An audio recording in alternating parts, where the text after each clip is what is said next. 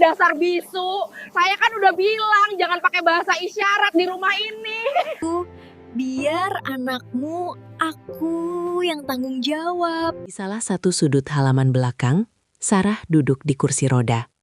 Usianya 23 tahun, tapi tubuhnya terlihat lebih rapuh dari seusianya. Rambut hitam panjangnya jatuh menutupi bahu, tertiup angin pelan. Matanya menatap kosong ke depan, bukan karena tidak peduli, tapi karena dunia di sekelilingnya selalu terasa jauh. Sejak lahir, Sarah tidak pernah mengenal suara. Ia tidak tahu bagaimana bunyi tawa, bentakan, atau panggilan namanya sendiri. Dunia baginya adalah gerak, cahaya, dan getaran samar yang seringkali tidak ia mengerti. Ibunya meninggal saat ia belum sempat mengenal wajah itu dengan baik. Sejak hari itu, hidup Sarah seperti buku yang kehilangan halaman pertama. Ayahnya, Panji, jarang terlihat. Ketika ada, wajahnya selalu lelah dan dingin. Pria berusia 40 tahun itu dikenal sebagai miliarder yang disegani, pemilik perusahaan besar dengan ratusan karyawan. Namun bagi Sarah, Panji hanyalah sosok tinggi yang lewat di rumah, tanpa pernah benar-benar singgah. Sarah terbiasa makan sendiri. Terbiasa menunggu tanpa tahu apa yang ia tunggu. Terbiasa menangis tanpa suara. Tangannya sering bergerak pelan di udara, membentuk isyarat yang tidak pernah dipahami siapapun. Ia belajar itu sendiri. Dari bayangan, dari perasaan, dari keinginan kuat untuk dimengerti. Namun di rumah itu, bahasa isyarat adalah hal terlarang. Setiap kali Sarah mencoba menggerakkan tangannya lebih jelas, seseorang akan menepuk tangannya dengan keras. Setiap kali ia mencoba menulis perasaannya di kertas, kertas itu akan diambil dan dibuang. Ia diajarkan satu hal sejak kecil. Diam adalah cara terbaik untuk bertahan. Di dalam rumah, ada seorang wanita yang selalu tampak ramah dan rapi. Namanya Femi. Ia adalah sekretaris kepercayaan Panji. Cara bicaranya lembut, senyumnya sopan, dan tutur katanya selalu meyakinkan. Setiap kali Panji bertanya tentang Sarah, Femi selalu menjawab dengan wajah prihatin. Anak itu sulit diatur. Anak itu sering mengamuk. Anak itu berbahaya jika terlalu diberi kebebasan. Panji mempercayainya. Ia tidak pernah mencoba mencari tahu lebih jauh. Baginya, menyerahkan urusan rumah pada orang yang ia percaya adalah pilihan paling mudah. Ia tidak pernah tahu bahwa setiap kalimat Femi adalah tembok baru yang dibangun untuk menjauhkan dirinya dari anaknya sendiri. Para pembantu di rumah itu melihat segalanya. Mereka tahu Sarah tidak pernah mengamuk. Mereka tahu tangisan Sarah adalah permintaan tolong yang tak bersuara. Tapi ancaman membuat mereka memilih diam. Diam yang sama menyakitkannya dengan kekerasan itu sendiri. Sarah sering dikurung di kamarnya. Bukan karena ia nakal, tapi karena ia dianggap berbeda. Di kamar itu, ia duduk berjam-jam menatap dinding, membayangkan ibunya. Ia tidak ingat wajahnya dengan jelas, tapi ia yakin ibunya akan mengerti bahasa tangannya. Keyakinan itu menjadi satu-satunya penghangat di dunia yang dingin. Di malam hari, ketika rumah itu sunyi, Sarah sering menempelkan telapak tangannya ke dada. Ia merasakan detak jantungnya sendiri, mencoba meyakinkan diri bahwa ia masih hidup, masih ada. Ia berharap suatu hari, ayahnya akan melihatnya, bukan sebagai masalah, tapi sebagai anak yang merindukan pelukan. Namun hari demi hari berlalu tanpa perubahan. Rumah itu tetap besar. Kekayaan tetap bertambah. Dan Sarah tetap sendirian. Tumbuh dalam kesunyian yang tidak pernah diminda. Di rumah itu, tidak ada suara. Dan lebih menyakitkan lagi, tidak ada yang mau mendengar. Pagi di rumah itu selalu dimulai dengan rutinitas yang sama. Para pembantu bergerak cepat, membersihkan lantai, menata meja makan, dan memastikan semuanya terlihat sempurna sebelum Panji turun dari kamarnya. Namun bagi Sarah, pagi hanyalah penanda bahwa satu hari lagi harus ia lalui, tanpa tahu apa yang akan terjadi. Sarah dibawa ke ruang makan dengan kursi rodanya. Ia duduk diam, kedua tangannya diletakkan di atas pangkuan, jari-jarinya saling menggenggam erat. Ia memperhatikan wajah-wajah di sekelilingnya, mencoba membaca perasaan dari sorot mata dan gerak bibir. Tapi tak satu pun menatapnya cukup lama untuk benar-benar ia pahami. Femi berdiri di dekat Panji. Wanita itu selalu tampil rapi, rambutnya tersisir sempurna, pakaiannya tanpa celah. Ketika Panji melirik ke arah Sarah, Femi langsung mendekat dan berbisik pelan. Sarah tidak bisa mendengar apa yang dikatakan, tapi ia bisa melihat perubahan di wajah ayahnya. Alis Panji mengerut, rahangnya menegang, lalu ia menghela napas panjang. Sarah mencoba tersenyum, senyum kecil yang penuh harap. Ia mengangkat tangannya sedikit, berusaha memberi isyarat sederhana yang ia ciptakan sendiri. Sebuah cara untuk mengatakan bahwa ia baik-baik saja. Namun sebelum isyarat itu selesai, Femi melangkah cepat dan menurunkan tangan Sarah dengan kasar.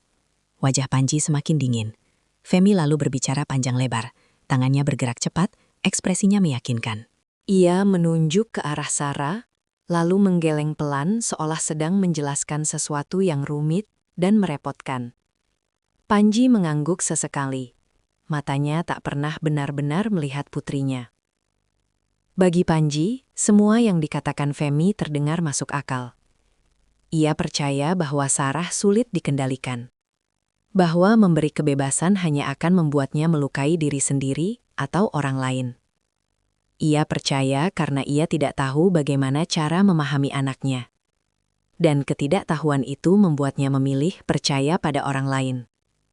Sarah memerhatikan semuanya. Ia tidak tahu apa yang sedang dibicarakan, tapi ia tahu satu hal. Setiap kali Femi berbicara, jarak antara dirinya dan ayahnya semakin jauh. Ia bisa merasakannya dari cara Panji berdiri, dari cara ia menghindari tatapan mata Sarah.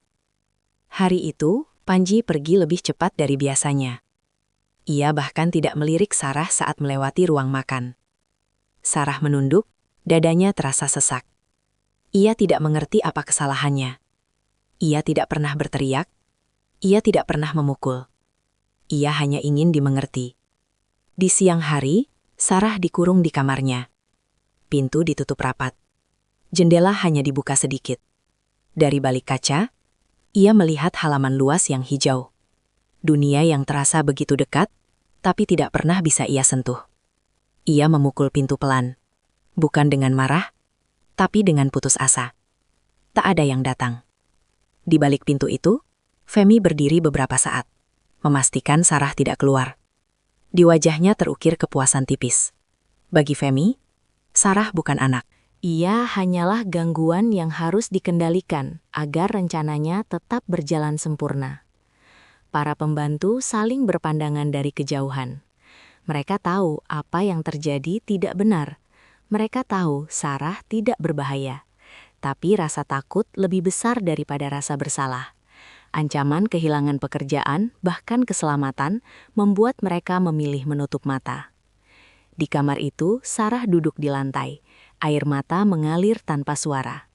Tangannya bergerak cepat di udara, membentuk kata-kata yang hanya ia sendiri yang mengerti. Ia sedang berbicara tentang rasa rindu, tentang ketakutan, tentang ayah yang semakin hari semakin asing. Namun di rumah itu tidak ada yang mau memahami bahasa itu. Bagi mereka, Sarah hanyalah anak yang disebut berbahaya. Dan label itu perlahan menghancurkan seluruh hidupnya. Femi bukan orang baru dalam hidup Panji. Sejak perusahaan itu masih kecil, sejak Panji belum menjadi nama besar, Femi sudah berdiri di sisinya. Ia mengatur jadwal, menyaring tamu, mengelola dokumen, dan perlahan mengatur lebih dari sekedar urusan kerja. Kepercayaannya tumbuh bukan karena satu alasan besar, tapi karena kebiasaan panjang yang tidak pernah dipertanyakan. Di mata Panji, Femi adalah orang yang paling mengerti dirinya. Ia tahu kapan Panji lelah, kapan emosinya naik, dan kapan ia ingin dijauhkan dari urusan rumah. Femi selalu ada dengan solusi, termasuk soal Sarah. Setiap laporan tentang Sarah selalu disampaikan Femi dengan nada prihatin. Ia tidak pernah terlihat marah. Justru itulah yang membuat ceritanya terdengar tulus. Ia mengatakan bahwa Sarah sering mengamuk saat Panji tidak ada. Bahwa Sarah sulit ditenangkan. Bahwa ia takut suatu hari Sarah akan mencelakai dirinya sendiri. Panji tidak pernah memverifikasi cerita itu. Ia terlalu sibuk, terlalu lelah, dan terlalu yakin bahwa orang yang ia percaya tidak mungkin berbohong. Lagi pula, para pembantu selalu mengangguk ketika Femi berbicara. Bukan karena mereka setuju, tapi karena mereka takut. Femi tahu itu. Ia tahu ketakutan adalah alat paling efektif. Di rumah, sikap Femi berubah. Ia tidak lagi berbicara lembut pada Sarah. Tatapannya dingin, perintahnya tegas, dan tangannya seringkali bergerak lebih cepat dari kesabarannya. Setiap gerakan tangan Sarah dianggap tanda bahaya. Setiap ekspresi sedihnya dianggap drama. Suatu hari, Sarah mencoba mendekati Panji di ruang tamu. Ayahnya sedang duduk dengan beberapa berkas di tangan. Sarah berdiri dengan ragu, lalu menggerakkan tangannya perlahan. Ia ingin mengatakan sesuatu. Ia ingin bertanya apakah ayahnya akan pulang malam itu, atau sekedar ingin diperhatikan. Belum sempat isyarat itu selesai, Femi muncul dari belakang. Ia menarik lengan Sarah dengan kasar dan menggeleng ke arah Panji. Wajahnya menunjukkan kekhawatiran palsu, seolah sedang melindungi majikannya dari sesuatu yang berbahaya. Panji berdiri. Ia memandang Sarah dengan tatapan asing, bukan marah, tapi curiga. Tatapan yang menusuk lebih dalam daripada bentakan apapun. Sarah membeku, tangannya terjatuh ke samping. Ia menunduk dan membiarkan dirinya ditarik pergi. Di dalam dadanya ada sesuatu yang retak perlahan. Ia baru menyadari bahwa ayahnya mulai melihatnya bukan sebagai anak, tapi sebagai ancaman. Sejak hari itu, aturan di rumah semakin ketat. Sarah tidak boleh keluar kamar tanpa izin. Ia tidak boleh menyentuh barang-barang tertentu. Ia tidak boleh mendekati Panji. Semua demi keamanan, kata Femi. Para pembantu semakin jarang berinteraksi dengannya. Mereka berbicara singkat, menghindari kontak mata, dan segera pergi setelah menunaikan tugas. Sarah belajar satu hal yang pahit. Kesepian bisa terasa lebih menyakitkan ketika dikelilingi banyak orang. Di malam hari, Femi sering berdiri di depan pintu kamar Sarah. Ia memastikan lampu dimatikan tepat waktu. Ia memastikan tidak ada kertas, pena, atau apapun yang bisa digunakan Sarah untuk menulis. Baginya, komunikasi adalah musuh terbesar.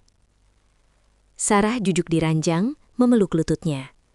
Ia mencoba mengingat wajah ayahnya saat masih kecil. Senyum itu samar, nyaris hilang. Ia bertanya-tanya apakah ayahnya masih melihat dirinya sebagai darah daging atau hanya sebagai masalah yang harus disembunyikan. Di balik semua itu, Femi tersenyum puas. Ia merasa kendalinya semakin kuat. Selama Panji mempercayainya, selama Sarah tidak bisa bicara, tidak ada yang bisa mengganggu rencana yang telah ia susun sejak lama. Femi bukan hanya sekretaris. Ia adalah penjaga kebohongan yang paling dipercaya. Kamar itu awalnya dibuat untuk anak perempuan yang ingin tumbuh dengan aman. Dindingnya dicat lembut, jendelanya besar, dan lemari kayunya penuh pakaian yang jarang disentuh. Namun seiring waktu, kamar itu berubah fungsi. Bukan lagi tempat beristirahat, melainkan ruang pengurung yang sunyi. Sarah menghabiskan sebagian besar harinya di sana. Pintu selalu tertutup rapat.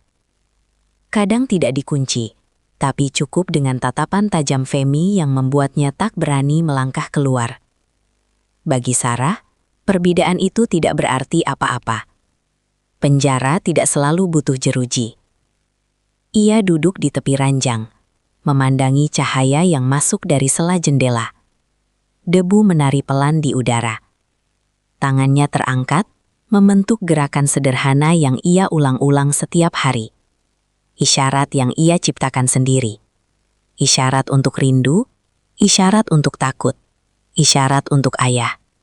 Tak pernah ada yang menjawab. Setiap kali Sarah mencoba keluar kamar tanpa izin, hukuman datang lebih cepat dari yang ia duga. Kadang hanya bentakan tanpa suara yang bisa ia dengar, tapi terlihat jelas dari gerak bibir. Kadang dorongan keras yang membuatnya terjatuh, dan kadang ia hanya didiamkan berhari-hari, seolah keberadaannya tidak penting. Para pembantu tahu jadwal hukuman itu. Mereka tahu kapan harus mengantar makanan dan kapan harus pura-pura lupa. Makanan sering diletakkan di depan pintu, dingin dan tanpa kata. Ketika Sarah membukanya, tak ada satupun wajah yang mau menatap matanya. Di malam hari, kesunyian terasa semakin berat. Sarah berbaring sambil memeluk bantal. Ia menutup mata, mencoba mengingat wajah ibunya. Ia tidak ingat suara, tapi ia ingat sentuhan hangat di pipinya dari mimpi yang berulang. Dalam mimpinya, ibunya selalu mengerti bahasa tangannya. Ia sering bertanya pada dirinya sendiri, apakah ia memang anak yang salah? Apakah ketidakmampuannya mendengar membuatnya pantas diperlakukan seperti ini? Pertanyaan itu berputar-putar di kepalanya, tanpa jawaban, tanpa akhir. Suatu sore, Sarah menemukan selembar kertas kecil yang terselip di bawah ranjang. Entah siapa yang menjatuhkannya. Dengan tangan gemetar, ia menuliskan satu kalimat sederhana. Aku rindu ayah. Tulisan itu tidak rapi, tapi penuh harap. Belum sempat ia menyimpannya, pintu kamar terbuka keras. Femi berdiri di sana. Tatapannya langsung tertuju pada kertas di tangan Sarah.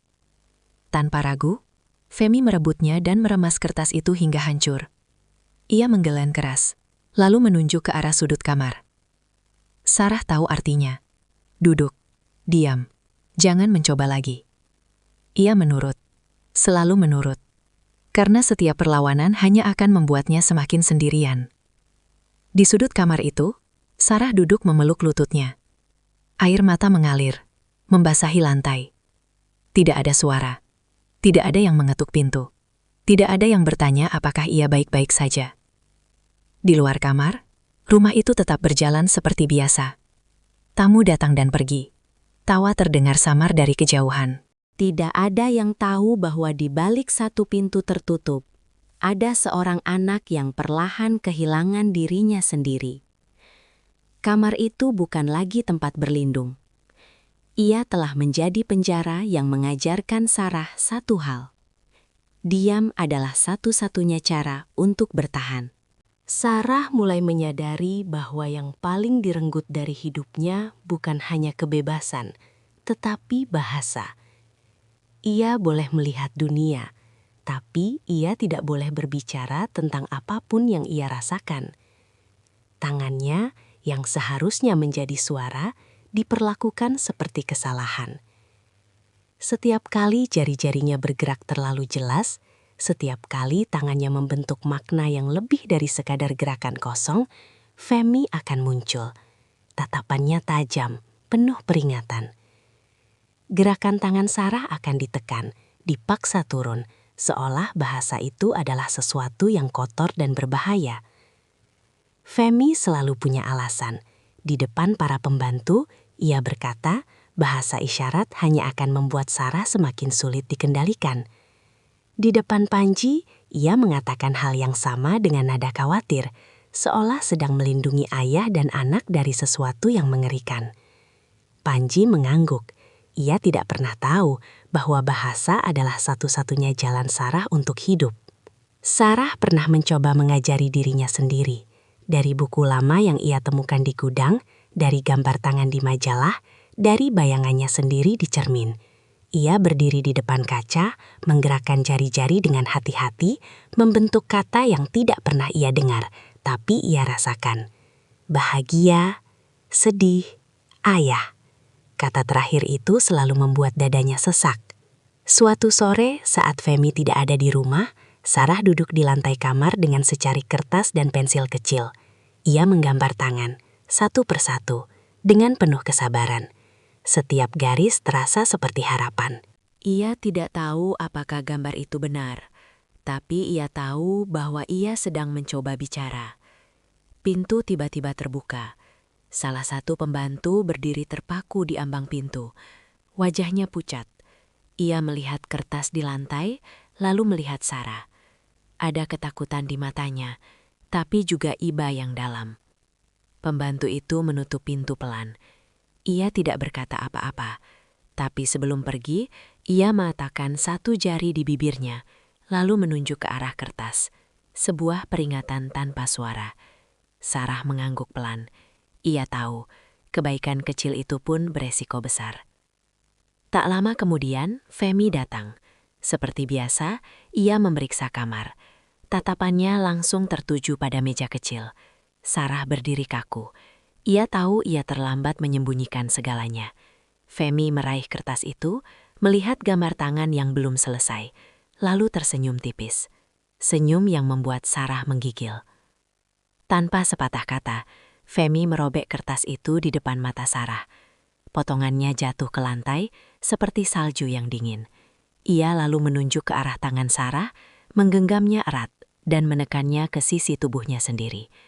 Jangan pernah ulangi. Pesan itu tidak perlu suara. Malam itu, Sarah duduk di ranjang dalam gelap. Tangannya terletak di pangkuan, diam, tak bergerak. Bukan karena ia tidak ingin bicara, tetapi karena ia telah diajarkan bahwa bahasanya adalah dosa. Ia memejamkan mata. Di dalam kepalanya, kata-kata berteriak, tapi dunia tetap sunyi. Dan untuk pertama kalinya, Sarah merasa bahwa kesunyian itu bukan lagi karena ia tidak bisa mendengar, melainkan karena ia tidak diizinkan untuk berbicara. Bahasa itu dilarang. Dan bersama larangan itu, harapan Sarah ikut dipatahkan.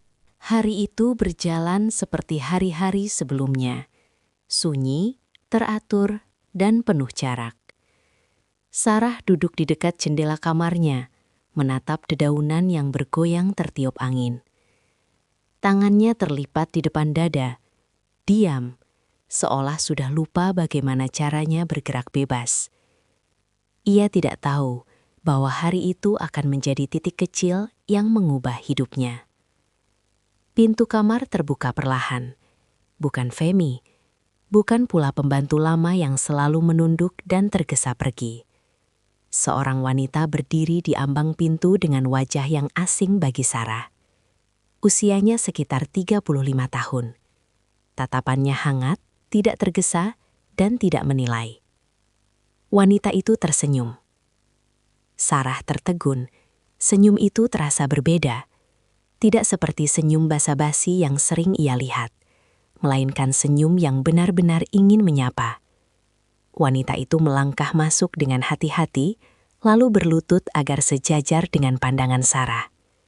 Ia menyebutkan namanya dengan gerakan bibir yang jelas. Nining. Sarah tidak tahu harus bereaksi bagaimana. Ia hanya menatap, mencoba membaca maksud di balik gerak tubuh wanita itu. Nining tidak langsung berbicara panjang. Ia hanya menunjuk dirinya sendiri, lalu menunjuk ke arah Sarah, seolah meminta izin untuk berada di sana. Gerakan itu sederhana, tapi bagi Sarah, itu adalah sesuatu yang belum pernah ia lihat. Sebuah pertanyaan, bukan perintah. Nining mulai bekerja hari itu sebagai pembantu baru. Ia menggantikan salah satu pembantu lama yang tiba-tiba mengundurkan diri. Tidak ada yang menjelaskan alasannya, dan Sarah sudah terbiasa dengan hal-hal yang tidak pernah dijelaskan. Sejak hari pertama, Nining memperlakukan Sarah dengan cara yang berbeda. Ia tidak menarik tangan Sarah secara kasar. Ia tidak memalingkan wajah saat Sarah menatapnya. Ia menunggu, selalu menunggu. Saat mengantar makan, Nining duduk sejenak.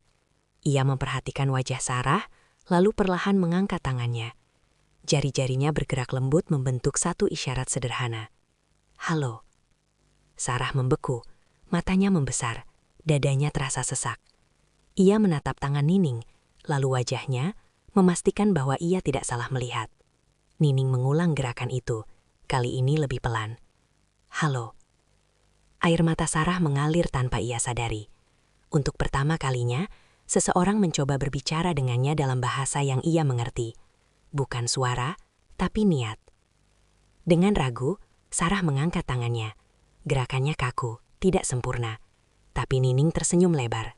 Ia mengangguk pelan, seolah mengatakan bahwa itu sudah cukup. Sejak saat itu, dunia Sarah mulai berubah, meski perlahan. Nining tidak pernah mengajar secara terang-terangan. Ia tahu bahayanya. Ia hanya menyelipkan isyarat kecil di sela-sela kegiatan. Saat menyapu, saat menyajikan makanan, saat menutup jendela. Setiap gerakan adalah hadiah. Sarah belajar kata demi kata, perasaan demi perasaan. Ia belajar bahwa ia tidak gila, ia tidak berbahaya. Ia hanya tidak pernah diberi kesempatan untuk bicara. Namun, di sudut rumah itu, sepasang mata selalu mengawasi. Femi memperhatikan perubahan kecil itu.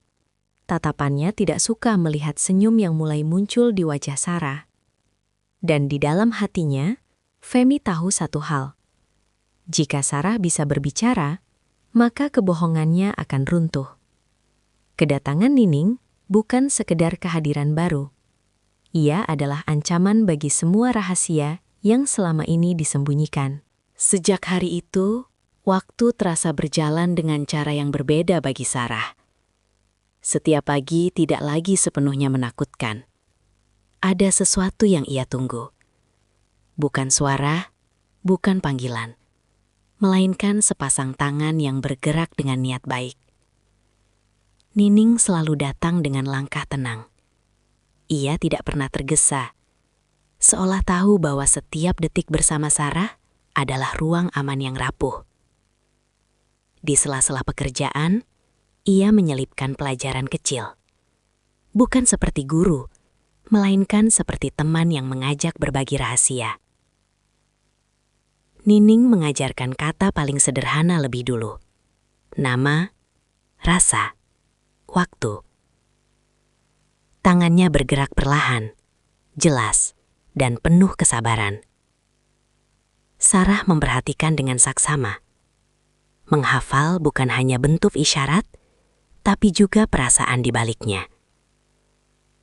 Setiap kata terasa seperti membuka jendela kecil di dinding yang selama ini menutup hidupnya. Sarah mulai berani menggerakkan tangannya kembali. Awalnya gemetar, takut salah, takut ketahuan. Tapi Nining selalu mengangguk, selalu tersenyum. Seolah mengatakan bahwa keberanian itu sudah lebih dari cukup. Untuk pertama kalinya, Sarah bisa mengatakan lapar, bisa mengatakan takut, bisa mengatakan rindu. Kata terakhir itu selalu ia ucapkan dengan gerakan paling pelan. Setiap kali tangannya membentuk isyarat itu, matanya berkaca-kaca. Nining tahu, rindu itu bukan untuknya. Di kamar, Sarah berlatih sendirian. Di depan cermin, ia mengulang gerakan yang diajarkan Nining. Kadang ia salah, kadang ia lupa. Tapi tidak ada lagi tangan yang menepuknya. Tidak ada lagi kertas yang direbut. Dunia kecil itu akhirnya memberi ruang untuk mencoba. Di dapur, para pembantu mulai memperhatikan perubahan. Sarah tidak lagi hanya menunduk. Kadang ia menatap, kadang ia tersenyum tipis. Mereka tidak mengerti apa yang terjadi, tapi mereka bisa merasakan bahwa ada sesuatu yang hidup kembali di dalam diri Sarah. Namun perubahan sekecil apapun tidak luput dari pengamatan Femi. Ia melihat Sarah yang kini lebih tenang, lebih berani menatap, lebih berani bergerak. Hal-hal kecil yang dulu tidak pernah ada. Femi mulai sering berdiri lebih lama di dekat Sarah. Tatapannya menyisir setiap gerakan tangan, setiap senyum kecil yang muncul. Kecurigaan tumbuh, dan bersama itu, kemarahan yang ditahan. Suatu sore, Nining dan Sarah duduk di dekat jendela. Cahaya matahari jatuh lembut di lantai. Nining mengajarkan satu isyarat baru, isyarat untuk ayah. Tangannya membentuk gerakan yang berbeda dari kata lain, lebih lembut, lebih berat. Sarah menatap isyarat itu lama. Tangannya terangkat perlahan, lalu berhenti di tengah udara. Dadanya naik turun. Ia menurunkan tangannya lagi, seolah belum siap. Nining tidak memaksa. Ia hanya menepuk punggung tangan Sarah dengan lembut. Sebuah janji tanpa kata bahwa waktu akan datang. Di luar kamar, langkah kaki terdengar. Terlalu cepat, terlalu tegas. Nining langsung berdiri. Wajahnya berubah waspada. Sarah ikut menegang. Tangannya refleks diturunkan ke pangkuan. Pintu terbuka. Femi berdiri di sana. Tatapan mereka bertemu. Tidak ada kata, tidak ada suara. Tapi udara di ruangan itu terasa berat. Femi menatap tangan Sarah, lalu menatap wajah Nining. Senyum tipis muncul di wajah Femi. Senyum yang tidak membawa kebaikan. Di dalam hati Sarah, rasa takut kembali merambat. Ia tahu dunia baru yang baru saja ia kenal ini terlalu rapuh untuk dilindungi. Dunia itu bernama isyarat. Dan ia belum siap kehilangannya. Hari-hari berikutnya menjadi campuran antara harapan dan kecemasan. Sarah hidup di dua dunia yang saling bertolak belakang. Satu dunia sunyi yang penuh aturan dan tatapan curiga. Dan satu dunia kecil yang hangat, lahir dari gerakan tangan dan kesabaran Nining. Mereka semakin berhati-hati. Isyarat tidak lagi diajarkan di tempat yang sama. Kadang di dapur saat tak ada orang. Kadang di lorong sempit yang jarang dilewati. Kadang hanya lewat tatapan dan gerakan jari yang nyaris tak terlihat. Tapi bagi Sarah, itu sudah lebih dari cukup. Untuk pertama kalinya dalam hidupnya, ia merasa utuh. Suatu sore, ketika langit mulai condong ke jingga, Nining mendorong kursi roda Sarah ke taman belakang. Udara terasa sejuk. Cahaya matahari jatuh lembut di wajah Sarah. Ia memejamkan mata sejenak, menghirup ketenangan yang jarang ia rasakan. Nining berhenti di bawah pohon besar. Ia berlutut, lalu mengangkat tangannya. Gerakannya lebih panjang dari biasanya, lebih dalam. Ia sedang mengajarkan satu kalimat utuh, bukan sekedar kata. Aku tidak sendiri. Sarah menatap dengan mata membesar. Tangannya terangkat perlahan, mengikuti gerakan itu. Kali ini tidak ragu, tidak gemetar. Gerakannya memang belum sempurna, tapi niatnya jelas. Saat kalimat itu selesai, Sarah tersenyum. Senyum kecil yang berubah menjadi tangis. Air mata itu bukan karena sakit, melainkan karena bahagia. Nining ikut tersenyum. Matanya berkaca-kaca. Ia tahu momen itu berharga. Terlalu berharga untuk dibiarkan lama. Namun kebahagiaan yang terlalu jujur seringkali lupa bahwa ada mata lain yang mengintai. Dari balik jendela lantai 2, Femi melihat semuanya. Ia melihat tangan yang bergerak, senyum yang tidak seharusnya ada, air mata yang tidak sesuai dengan cerita yang selama ini ia bangun. Dadanya mengeras, rahangnya mengunci. Dalam satu detik, ia tahu bahwa kendalinya sedang terancam. Femi melangkah cepat ke taman. Wajahnya sudah berubah sebelum ia sampai. Senyum lenyap digantikan tatapan tajam yang dingin. Nining melihatnya lebih dulu. Tubuhnya menegang, tangannya refleks turun. Sarah belum menyadari apa yang terjadi. Ia masih memandang tangannya sendiri, seolah baru menemukan bagian hidup yang selama ini hilang. Femi berdiri di hadapan mereka. Ia menatap Sarah lama, lalu memindahkan pandangannya ke Nining. Tidak ada teriakan, tidak ada amarah yang meledak. Justru ketenangan itulah yang paling menakutkan. Femi menunjuk tangan Sarah, lalu menunjuk Nining. Gerakannya tegas, menuduh. Nining mencoba menjelaskan dengan gerakan sederhana, berusaha meredakan situasi. Tapi Femi tidak ingin penjelasan. Ia hanya ingin memastikan satu hal, bahwa larangan telah dilanggar. Ia memberi isyarat kasar agar Nining menjauh. Lalu ia mencondongkan tubuh ke arah Sarah, menatap matanya dengan tekanan yang membuat napas Sarah tersendat. Tanpa suara, Femi menggerakkan bibirnya dengan jelas. Kau berbohong. Sarah tidak mengerti kata itu, tapi ia mengerti kebencian di baliknya. Tangannya perlahan turun ke pangkuan. Senyumnya lenyap. Dunia yang baru saja ia kenal runtuh dalam satu tatapan. Femi melangkah pergi dengan cepat. Sepatunya menghantam lantai taman dengan langkah yang penuh amarah. Nining berdiri kaku, menyadari bahwa apa yang ia takutkan akhirnya terjadi. Kebahagiaan itu telah dipergoki, dan harga yang harus dibayar tidak akan ringan. Malam itu, rumah besar terasa lebih dingin dari biasanya. Sarah duduk di kamar dengan punggung menempel ke dinding. Tangannya terlipat di depan dada. disatukan erat seperti sedang melindungi sesuatu yang rapuh di dalam dirinya. Ia menunggu. Ia tidak tahu apa yang akan datang, tapi tubuhnya mengingat rasa takut itu dengan baik. Pintu terbuka keras. Femi masuk tanpa mengetuk. Wajahnya kaku, matanya tajam. Di belakangnya, 2 pembantu berdiri ragu, tidak berani mendekat. Sarah menatap wajah Femi, mencoba membaca maksudnya. Tapi yang ia temukan hanya kemarahan yang ditahan. Femi menunjuk ke arah lantai, memberi isyarat agar Sarah tetap duduk. Lalu ia berbalik dan melangkah keluar.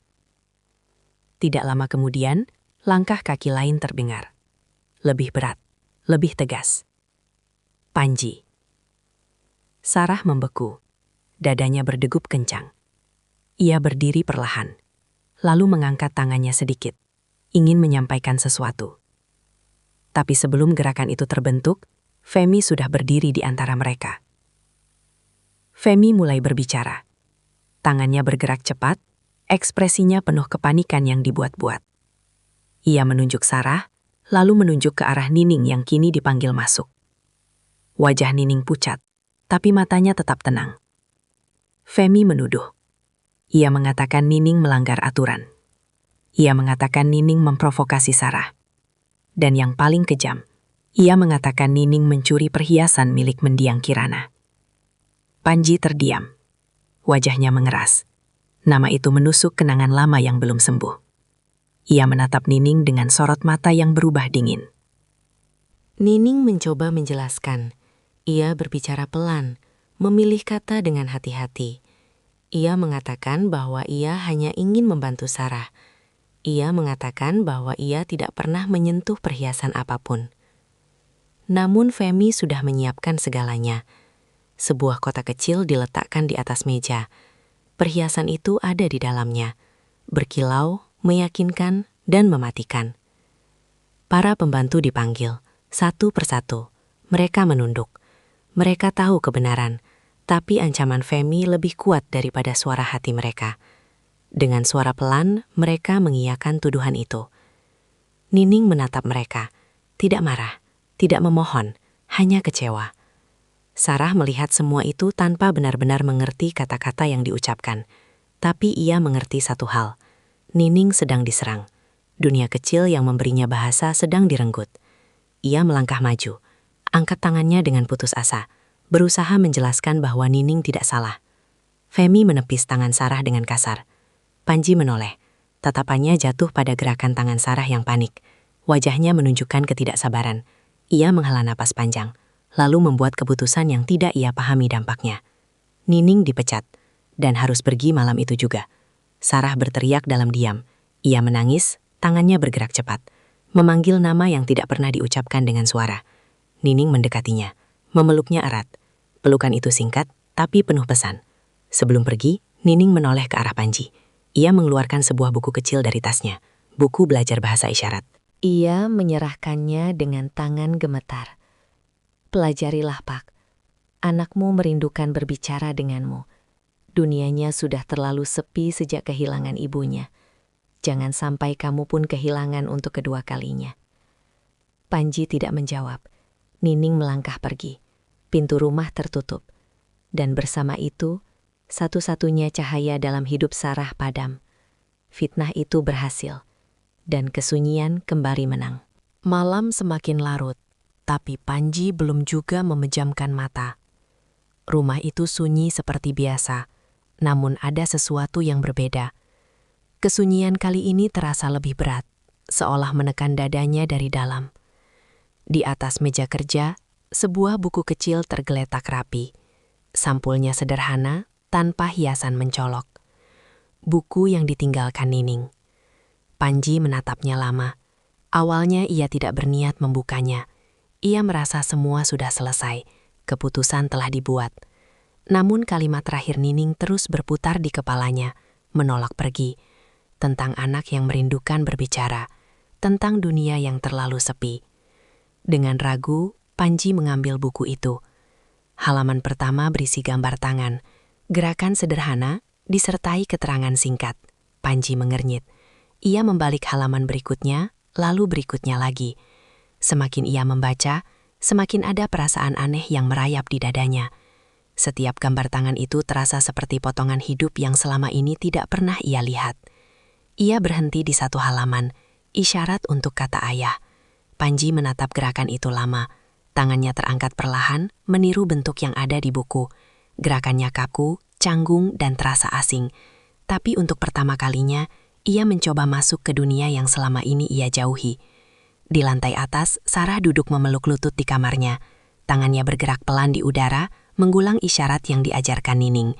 Air matanya jatuh tanpa ia sadari. Ia tidak tahu bahwa di bawah sana, ayahnya sedang membuka pintu yang sama, meski dari arah yang berbeda. Panji terus membaca, kata demi kata, rasa demi rasa, lapar, takut, sedih, rindu. Setiap kata menghantam kesadarannya.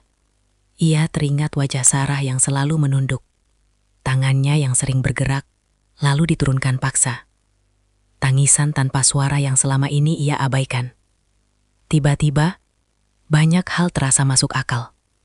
Mengapa Sarah terlihat gelisah? Mengapa ia tampak semakin jauh? Mengapa setiap kali ia mendekat, Sarah justru terlihat ketakutan?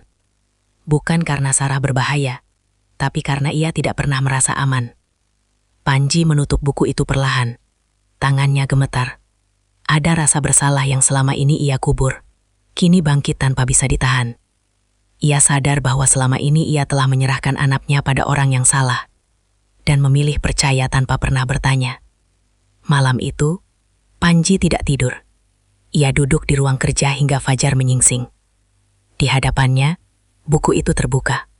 Tangannya terus bergerak, mencoba menghafal, mencoba mengerti, mencoba menebus. Di lantai atas, Sarah tertidur dengan air mata yang masih membasahi pipinya. Ia memeluk buku kosong yang dulu ia gunakan untuk berlatih sendiri. Ia tidak tahu bahwa untuk pertama kalinya, ayahnya sedang berusaha mendengarnya. Buku kecil itu bukan sekadar buku.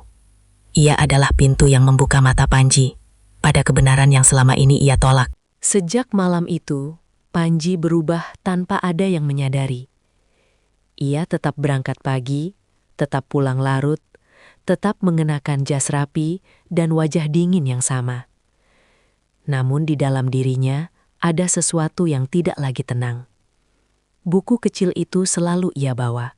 Kadang terselip di laci meja kerja, kadang di dalam tas, kadang terbuka di samping ranjang saat malam semakin sunyi. Panji belajar dalam diam, tanpa saksi, tanpa pujian. Seolah menebus kesalahan yang tidak pernah ia ucapkan. Tangannya sering bergerak sendiri, di depan cermin, di dalam mobil, di ruang kerja saat tak ada siapapun. Gerakannya masih kaku, sering salah, sering terhenti di tengah. Tapi Panji tidak menyerah. Setiap isyarat yang ia hafalkan terasa seperti satu langkah mendekati anak yang selama ini terasa begitu jauh. Ia mulai mengingat hal-hal kecil. Cara Sarah menunduk saat ia masuk ruangan, cara tangannya selalu ditarik turun, cara matanya berkaca-kaca tanpa pernah terdengar suara. Semua itu kini tidak lagi terlihat seperti masalah, melainkan jeritan yang tidak pernah ia dengar. Panji juga mulai memperhatikan Femi dengan cara yang berbeda. Bukan lagi kepercayaan penuh, tapi kehati-hatian. Ia mengamati cara Femi menjawab, cara ia selalu berbicara mewakili Sarah, cara ia cepat menyela setiap kali Sarah bergerak. Ada sesuatu yang terasa ganjil, dan untuk pertama kalinya, Panji tidak menepis perasaan itu. Suatu sore Panji berhenti di depan kamar Sarah. Tangannya terangkat, ingin mengetuk. Namun ia ragu. Ia belum siap. Ia takut salah, takut semakin melukai. Akhirnya ia hanya berdiri di sana beberapa saat, lalu pergi tanpa membuka pintu. Di dalam kamar, Sarah duduk memandangi dinding. Sejak Nining pergi, dunia kembali terasa sempit. Tangannya jarang bergerak. Bukan karena lupa, tapi karena takut. Setiap gerakan kini terasa seperti undangan untuk hukuman. Namun di dalam hatinya, bahasa itu masih hidup. Ia merindukan Nining. Ia merindukan gerakan tangan yang lembut. Ia merindukan perasaan dimengerti. Dan lebih dari itu, ia merindukan ayah yang tidak pernah benar-benar ia miliki. Malam demi malam berlalu. Panji semakin fasih membaca isyarat dasar. Ia mulai bisa membedakan gerakan untuk sedih dan takut, untuk rindu dan marah. Setiap kali ia memahami satu kata, dadanya terasa semakin berat. Ia sadar betapa banyak percakapan yang telah ia lewatkan. Di satu halaman buku, Panji berhenti lama. Isyarat untuk maaf. Tangannya gemetar saat menirukannya. Ia mengulang berkali-kali, hingga akhirnya ia menutup buku dan menunduk. Ada air mata yang jatuh tanpa ia sadari. Bukan karena ia lemah, tapi karena ia terlambat. Panji tahu satu hal dengan pasti. Ia harus melihat anaknya, bukan sebagai masalah, tapi sebagai suara yang selama ini ia abaikan. Dan tanpa memberitahu siapapun, Panji membuat satu keputusan kecil yang akan mengubah segalanya. Besok, ia akan pulang lebih awal. Hari itu, Panji menutup laptopnya lebih cepat dari biasanya. Matahari masih tinggi ketika ia berdiri dari kursi kerjanya. Para karyawan terkejut melihatnya berjalan menuju pintu saat jam kerja belum berakhir. Panji tidak menjelaskan apapun. Ia hanya merasa dadanya terlalu penuh untuk menunggu lebih lama. Di dalam mobil, buku kecil itu ada di genggaman tangannya. Ia membukanya sebentar di lampu merah, memastikan kembali gerakan yang telah ia hafalkan semalaman. Tangannya bergerak pelan, nyaris tak disadari oleh orang lain. Setiap gerakan terasa seperti doa yang tak bersuara. Panji membayangkan wajah Sarah. Ia membayangkan dirinya berdiri di depan anaknya, menggerakkan tangan dengan canggung, mencoba mengatakan sesuatu yang seharusnya sudah lama ia ucapkan. Bayangan itu membuat napasnya berat, tapi juga memberinya keberanian. Sesampainya di rumah, suasana terasa aneh. Tidak ada suara langkah tergesa, tidak ada kesibukan seperti biasa. Gerbang tertutup rapat, halaman tampak lengang. Panji melangkah masuk dengan perasaan tidak nyaman yang sulit dijelaskan. Ia memanggil nama Sarah, tidak dengan suara, tapi dalam hati. Tangannya refleks bergerak membentuk isyarat yang baru ia pelajari. Gerakan itu berhenti di udara saat matanya menangkap sesuatu di halaman belakang. Di kejauhan ada kursi roda, dan ada seseorang berdiri di depannya. Panji mempercepat langkahnya. Dadanya berdegup kencang. Setiap langkah terasa berat, seolah menolak kebenaran yang mulai ia pahami. Saat ia semakin dekat, gambaran itu menjadi jelas. Terlalu jelas untuk disangkal. Sarah ada di sana. Tubuhnya basah kuyup. Rambutnya menempel di wajah. Tangannya disatukan di depan dada. Gemetar, ketakutan. Di hadapannya berdiri Femi. Wajahnya keras, matanya menyala oleh kemarahan yang tak lagi disembunyikan. Selang air di tangannya mengarah tepat ke wajah Sarah. Panji berhenti. Waktu seolah membeku. Ia melihat gerakan tangan Sarah. Panik, memohon, isyarat yang kini mulai ia kenali. Ia melihat mulut Sarah terbuka, berteriak tanpa suara. Dan untuk pertama kalinya, Panji benar-benar mendengar ceritaan itu. Femi tidak menyadari kehadiran Panji. Ia terlalu larut dalam kemarahannya sendiri. Air terus mengalir. Setiap detik terasa seperti tikaman di dada Panji. Tangannya gemetar hebat. Buku kecil itu jatuh dari genggamannya ke tanah. Panji melangkah maju, tapi kakinya terasa berat, seolah terikat rasa bersalah yang menumpuk selama bertahun-tahun. Di hadapannya, dunia yang selama ini ia percayai runtuh. Dan di balik itu, sebuah kebenaran kejam mulai menampakkan wajahnya. Panji akhirnya mengerti. Bukan hari ini Sarah berbohong. Tapi selama ini, ia telah dibungkam. Panji berdiri kaku beberapa langkah dari mereka. Napasnya tertahan. Matanya terpaku pada tubuh Sarah yang menggigil di kursi roda. Air mengalir tanpa ampun, membasahi wajah dan dadanya. Tangan Sarah disatukan di depan, bergetar hebat. Gerakan tangannya tidak terarah. Panik, memohon. Isyarat-isyarat yang kini Panji kenali satu persatu. Takut, sakit, tolong. Setiap isyarat itu menghantamnya lebih keras daripada teriakan apapun. Femi tertawa kecil. Bukan tawa bahagia, melainkan tawa dingin yang lahir dari rasa berkuasa. Ia mencengkram pipi Sarah, memaksa wajah itu menengadah. Air disemprotkan lebih dekat. Sarah tercekik, mulutnya terbuka tanpa suara. Air mata bercampur air, tak bisa dibedakan lagi. Panji melangkah maju.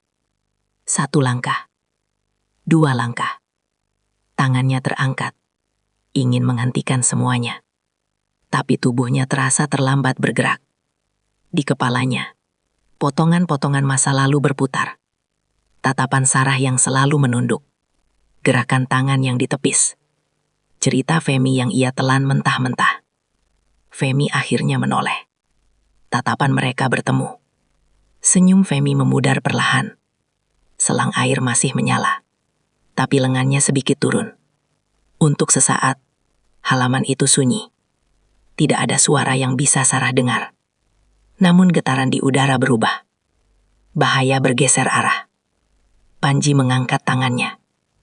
Ia bergerak pelan. Jelas. Menggunakan isyarat yang ia pelajari dengan susah payah. Berhenti. Femi membeku. Wajahnya mengeras. Ia tertawa kecil lagi. Mencoba menguasai keadaan. Ia menggerakkan bibirnya cepat, seolah menjelaskan, menyalahkan, membenarkan. Tangannya menunjuk Sarah, lalu dirinya sendiri. Cerita lama yang diulang. Panji tidak lagi melihat cerita itu. Ia melihat tangan Sarah yang gemetar. Ia melihat ketakutan yang nyata. Dan ia tahu, tidak ada alasan di dunia ini yang bisa membenarkan apa yang terjadi di depan matanya. Panji melangkah lebih dekat. Dengan satu gerakan tegas, ia meraih selang itu dan mematikannya. Air berhenti mengalir. Sunyi yang tersisa terasa berat, tapi menyelamatkan. Sarah terkulai. Napasnya tersengal. Tubuhnya basah dan lelah. Panji berlutut di depannya. Tangannya bergetar saat terangkat. Ia membentuk isyarat yang telah ia hafalkan semalaman. Maaf. Gerakan itu belum sempurna, tapi niatnya jelas. Mata Sarah membesar. Ia menatap tangan ayahnya, lalu wajahnya. Air mata mengalir lebih deras. Tangannya terangkat, ragu, lalu membentuk satu isyarat kecil yang sederhana. Ayah. Kata itu menghancurkan Panji. Ia memeluk Sarah erat. Untuk pertama kalinya tanpa jarak, tanpa perantara, tanpa kebohongan. Sarah menangis di dadanya. Tangannya mencengkram jas ayahnya. Seolah takut semuanya hanya mimpi. Di belakang mereka, Femi mundur 1 langkah. Wajahnya pucat. Kendali yang selama ini ia genggam runtuh dalam satu adegan yang tidak bisa ia putarbalikan. Halaman rumah itu menjadi saksi, bukan hanya kekejaman yang terungkap, tetapi juga cinta yang akhirnya menemukan jalannya. Pelukan itu berlangsung lama, terlalu lama untuk sebuah penyesalan yang menumpuk selama bertahun-tahun. Panji masih berlutut, memeluk Sarah seolah takut jika ia melepaskan, semua akan kembali seperti semula. Tangannya mengusap punggung anaknya dengan gemetar, mencoba menenangkan luka yang tak terlihat. Sarah perlahan menarik diri, matanya merah, napasnya belum stabil. Dengan tangan yang masih gemetar, ia mulai bergerak. Isyaratnya pelan, terputus-putus, tapi jelas bagi Panji yang kini memperhatikan dengan sepenuh hati. Aku tidak pernah mengamuk. Aku takut. Aku rindu ayah. Setiap gerakan itu seperti palu yang menghantam dada Panji. Ia mengangguk berkali-kali, air matanya jatuh tanpa ia sembunyikan. Untuk pertama kalinya, ia benar-benar mendengarkan. Femi berdiri kaku beberapa langkah di belakang mereka. Wajahnya berubah pucat, tapi ia masih berusaha menyelamatkan diri. Ia melangkah maju sedikit, mulai berbicara cepat, menyusun alasan. Ia menuduh Sarah berbohong.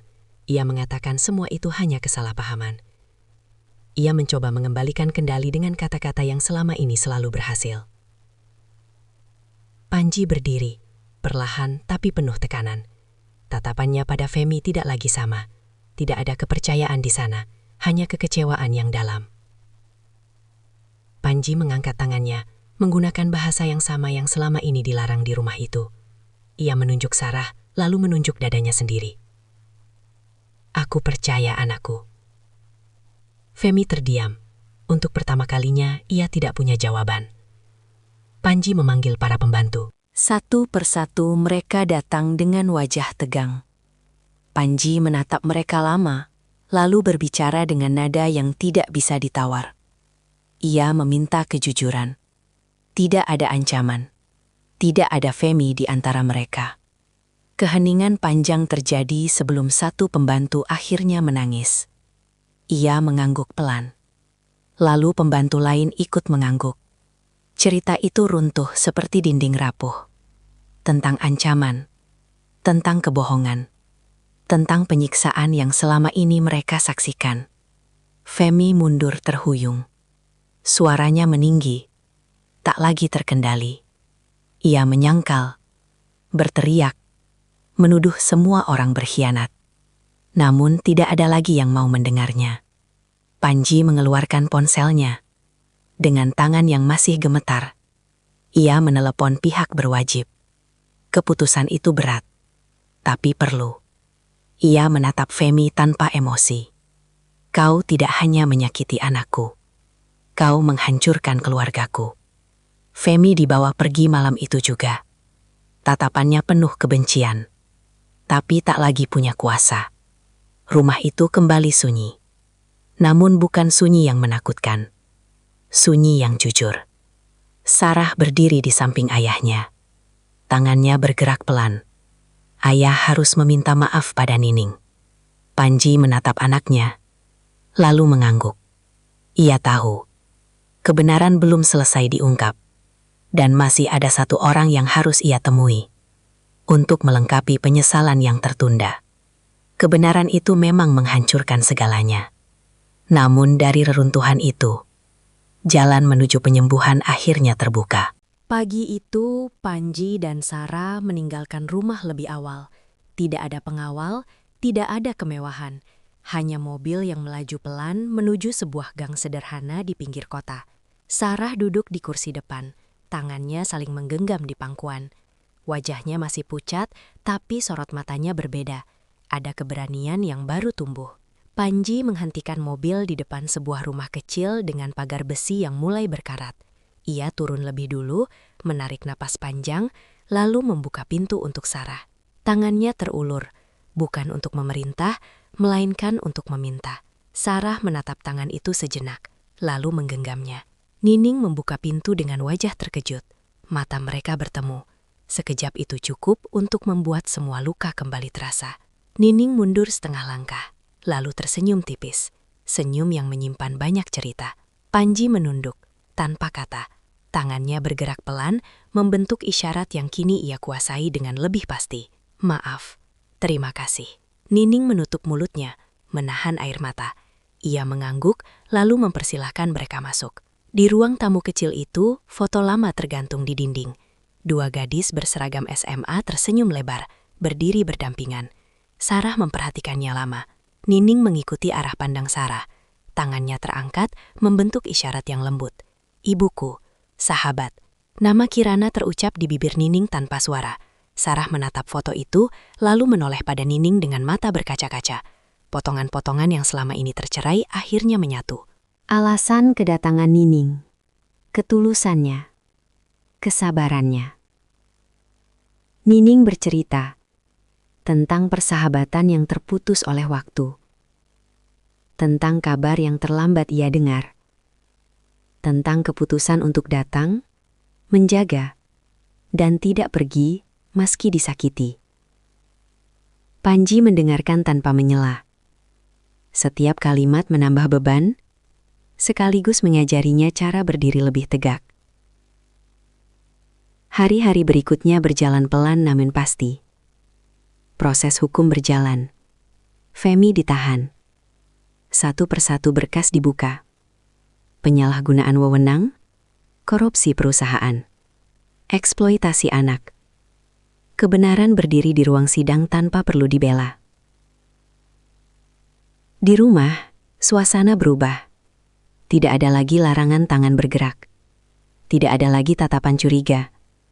Panji belajar setiap hari. Sarah mengajar dengan sabar. Mereka berbicara dengan bahasa yang sama, meski tanpa suara. Rindu yang dulu tertahan kini menemukan jalannya. Suatu sore, Sarah berdiri di dekat jendela. Cahaya jatuh lembut di wajahnya. Panji mendekat. Tangannya terangkat. "Aku di sini." Sarah tersenyum. Tangannya bergerak. Lebih tenang. Lebih yakin. "Aku tahu." Di ambang pintu, Nining berdiri memperhatikan. Tidak mengganggu, tidak mengambil tempat. Hanya memastikan bahwa dunia yang dulu terlalu sepi, kini memiliki suara yang tepat. Pelukan terjadi lagi. Tidak tergesa, tidak ragu. Tidak untuk menutup cerita, melainkan untuk memulai hari-hari yang akhirnya jujur. Gimana menurut kalian, Sobat? Apakah penyesalan Panji dan hukuman yang diterima Femi sudah cukup setimpal dengan luka panjang yang harus dipikul Sarah selama bertahun-tahun? Atau menurut kalian masih ada keadilan lain yang seharusnya ditegakkan, agar kejadian serupa tidak terulang? Tulis pendapat kalian di kolom komentar ya. Dalam hidup, kadang orang yang paling terluka bukan karena takdir, tapi karena kita terlalu sibuk mempercayai orang lain tanpa benar-benar mendengarkan orang yang kita cintai. Belajarlah untuk hadir, mendengar, dan memahami sebelum semuanya terlambat, karena kesempatan kedua tidak selalu datang 2 kali. Dan jangan lupa tekan tombol like dan subscribe channel ini sekarang juga, karena setiap like dan subscribe dari kalian adalah doa agar kami terus bisa menyampaikan cerita-cerita kehidupan yang penuh makna. Sampai jumpa di cerita mengharukan berikutnya.